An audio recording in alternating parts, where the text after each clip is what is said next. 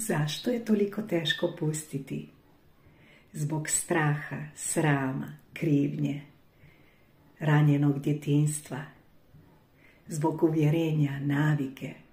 To je sve naučeno na autopilotu, a iza toga stoji strah. I zaista ti želim od srca da izgradiš novo ja. Gradim novu tebe koja voli sebe. Želim ti od srca i mogu ti pomoći, jer tim putem hodam i sama. I ja sam ta, i ja sam ranjena, i ja sam bila puna trauma, straha, srama, krivnje.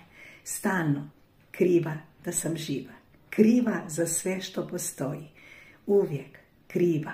Imam, nemam, stalno sam nešto kriva. I budi se strah, sram, borba i tako dalje. To sve ti nije potrebno. Ako ti je potrebna pomoć, rado ću ti pomoći. Imam alate.